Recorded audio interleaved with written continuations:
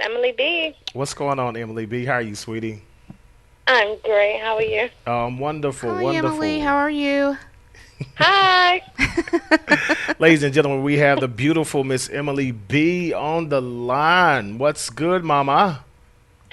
Nothing. Just trying to keep it together over here. Is it that hard? Is it that hard, sweetie? No, I'm good. I'm going to say. Hope all is well out there. It is, it is. So where are you now?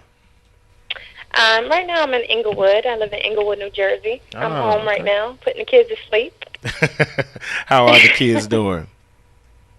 Excuse me? How are the kids doing?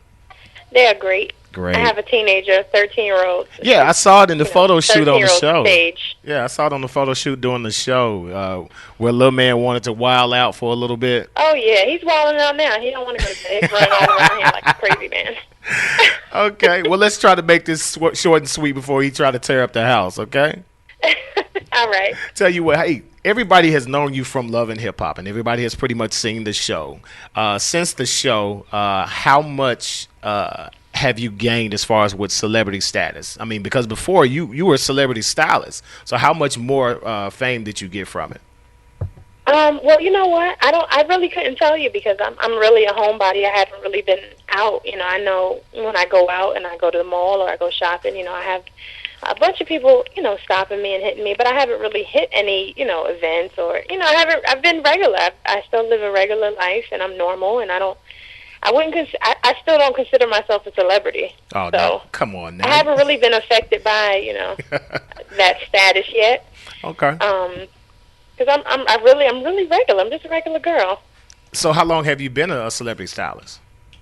Well, what a lot of people don't know, I've been doing this for about 10 years. Wow. Yeah, my first client, his name is Sam Lay. He was signed to Def Jam. He was one of Pharrell's artists. I'm originally from Norfolk, Virginia, and he was, a local rapper out there. And that was about 10 years ago. He was my first client, and I've been working ever since. A lot of people think that, I was fad stylist, and that's how I got the title. But I've really been doing this for a long time. Right. It's been a long road. Right. So, I mean, how many celebrity stylists have you had over the years? Well, a bunch. I mean, it's been so random. I've worked with all kinds of people. Right now, I'm working with Terrence J from 106 and Park. I actually just styled the 106 and Park promo shoot for Terrence and Roxy. Of course, I work with Rivas of the Jets, Robinson Cano from the New York Yankees. Of course, Fab, Red Cafe, Tierra Marie. I mean, my clientele is it's pretty. It ranges. So. Okay. Just a few. Yeah, it's just a few bit. Also, so who was the very first one that gave you your break? The very first one. I mean, of course, like I said, I've been doing this for a long time, but of course, the person that opened up those doors for me was Fab. He opened up many doors for me. He's been the most fashionable one, the biggest trendsetter. And he definitely gave me my break in 2006. He gave me an opportunity. I had been doing this for years. And, I approached him and I asked him, I said, listen, this is what I do and this is what I love and you should give me a chance. And he did. And he said, well, if you want to do it, you have to prove yourself to me. And he had a photo shoot coming up for his album, From Nothing to Something. And it was an alter ego shoot. And he said, if you can do this and you do a good job, you're hired. And I did it, and it was amazing. And I've been working with Fab ever since. And that's where so the ride. Shout out to him because he definitely opened up many, many doors for me. So that's where the ride just took off right there, huh? Yeah, definitely. I mean, of course, I continued to work with him, and I got noticed by, his style changed and it evolved, and I think a lot of people noticed. And from there, I got a lot more work. I was introduced to the music industry, and they knew me after that. So. I've been working hard ever since. Okay. But my real passion is to be a designer. So that's Really? what I'm working on now. So working on my own line, and that's my baby right now. Okay. Well, we deal with a lot of independent artists. Is there any artists out there that you really want to work with right now? Independent wise? Yeah. I mean, I'm always open. You know what? I'm working with a new artist off Def Jam. Her name is Kayla. She just got signed, and I love working with new artists because it gives me a chance to create their look and create their style, and start from scratch. And right. I'm always I love working with new people and new artists. So I'm always open for that. Yeah. So that means I can give you a call and you can actually hook me up. Yeah, if your money right. I got you. Now, I mean, it's all. It just depends. I have to believe in the person. I have, you know what I mean. I have to believe in the person. It has to be something that benefits me as well. So. Okay. Definitely. Now, how did the whole love and hip hop thing come about for you? For me, well, Misa Hilton, a lot of you know her as Justin's mom, Puff's son. She reached out to me. She's also a stylist in the game, and I looked up to her because me and her were in similar situations. She had a child by someone in the industry, and she was also a stylist, and she made a name for herself. And she reached out to me, and she was an original girl on the cast. And She said, I'm doing this show, and, I think it'd be a great opportunity for you to brand yourself. And being that she was, I looked up to her, I took the meeting. Something happened where she ended up not doing the show, and I stayed on. But I definitely always looked at it as a way to brand Emily B. And, of course, I didn't have any choice over editing, and, you didn't see so much of Emily the stylist. Right. So hopefully next season you'll get to see more of who I really am. That's interesting that you said that because, I mean, you seem to be very reserved on there. So how did you feel with cameras on you 24/7? At times I hated it. I felt a lot of pressure, and there was things that I had to talk about that I had never talked about before. So you know what? I just used it as a therapy. Right. I was real and I was honest. I was completely honest, and I think it came across, and I just wanted to be real, and I just used it as I said, after the first time I felt uncomfortable in front of the cameras, I just went home, I prayed about it, and I said, you know what, if my story can affect someone else, then I'll continue to tell it without fear. And I'm not embarrassed or ashamed because it was something that I went through, and I just hope others can learn from my situation. Okay. Now, of course, I loved watching you. That's only for personal reasons, but I mean, after everybody has seen the riveting reunion show. So how is the reunion? Yeah, how is the relationship between you and the fellow castmates? Well, I mean, before the reunion, I went in there thinking that everything was cool, and we had resolved all our issues. Even with Samaya, there were situations where she put me in that I didn't appreciate, and I didn't know I didn't really know her. And but I was willing to look past it because I knew we were on a reality show together. Right. And towards the end of taping, me and Olivia, we had squash things, and we were cool. So it was just one of those things where I went in not really knowing what to expect. And of course, me and Chrissy, we're still friends. I speak to her every day. So, but honestly, I really, I'm not losing any sleep over the reunion. I mean, I'm okay. I'm good. I don't have no problems with anybody, and that's life.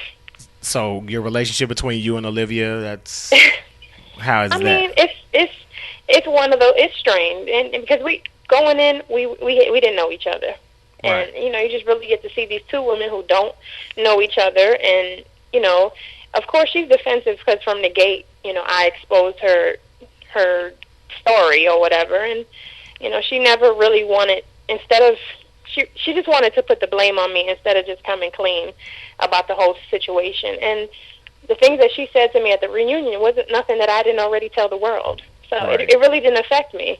So it didn't matter to me because everything she said I had already told y'all. Right, exactly. So it was just it is what it is. That exactly, it was what it was. But there are rumors that are out and things like that. So everybody says you and Darrell are dating. And no, not at all. Not at all. I never dated Darrell.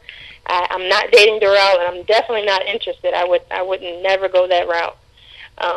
People want to make up stories because they say, "Oh, they must have had something going on," but that's totally false. It's not a lie. It's not true. And there were so many rumors that came out after the show. It was ridiculous. They said I was homeless. That Fab kicked me out and all kinds of stuff. And all of it is false. I was like, I've read everything. I'm talking about from the fact that you've been kicked out the house by Fab. Oh Lord, I he was got. never kicked out of anybody. Like that's totally false. That's just mean.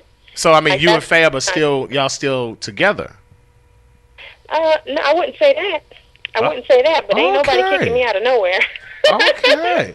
Note to self. Note to self. Like I said on the show, I'm not going to continue to acknowledge someone who's not acknowledging me. Like, let's talk about Emily now. Like, I just got to a point where I was like, okay, if y'all want to know about Fab, y'all need to go ask him. But as you see, he hasn't mentioned the show, and he's not going to say nothing because he knows what I said was the truth. So. Well, okay. Well, since we're going to talk about Emily now, what are the future endeavors for Miss Emily B? What can you expect, you said? Yeah, what can we expect from Miss Emily B? Because I'm going to be watching. I can tell you that right now. Well, like I said, I'm working on my clothing line entitled Emily B. It's a women's wear line. It's going to be trendy, affordable, and chic, and fun. And that's what I'm working on now. So it's going to be out early 2012.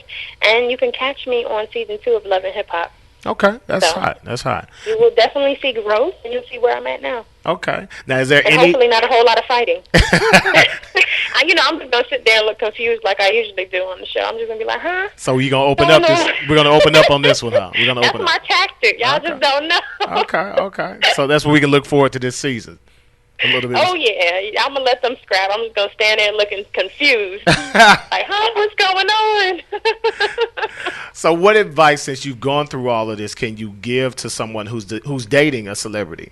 What advice can you give to them? Advice to someone who's going, my best advice could be from the beginning, know what you want, and let that person know what you want. And the minute that you feel uncomfortable about something, speak up and set some boundaries and some standards. Because, once you go for years and years of doing something, it's too late to change it. So from the beginning, just know what you want. And, and that's basically my best advice, because that's what happened to me. I didn't, I let a lot of things slide, and then it all backfired on me in the end when I realized that ain't it. And sometimes it's just too late. So just know what you want from the beginning and just set boundaries. Okay, last question. Make sure you respect it. Last question. We're going to let you get back to the family. Now, of course, on our show here on The Single Life with Chris and Nikki, we deal with relationship issues. And, of course, today's topic, we're talking about the down low brother. Now, being in the business that you are, I know you've seen some things, and I know you've heard some things, being that, behind the scenes and stuff like that. Now, is it really as serious in the entertainment business as they say, or is it just, a little media hype or whatnot? You ain't got to say no names. Just, is it... I mean, I've heard stories, but I really haven't ever been affected by that. I don't know anybody, but I've definitely heard a lot of stories, and that's something that's very scary for women. Like, you just don't know. Women have to be careful with stuff like that. That's definitely scary, but I think a lot of it is hype as well. Nowadays, they want to say everybody's gay. You could do anything, and then they're gay. So, right. I believe it's a mixture of truth. Like I said on the reunion, it's always some truth to everything. Okay. So. Well, how can we follow you? Are you on Twitter? Are you on Facebook?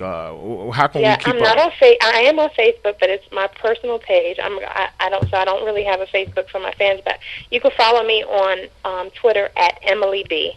Okay. And I do respond to my fans, and I do talk. Okay. So we will definitely go ahead. Me. Okay. Well, I'll tell you what. We're going to go ahead and go to a commercial break. Let's keep you on for a couple seconds, and we'll go ahead and do a little drop for WRUG radio station while we got you on there, and then we'll wrap it up. All right? So give us a little drop for us, sweetie. Okay. M. Yeah. Go ahead and give us a drop for WRUG radio.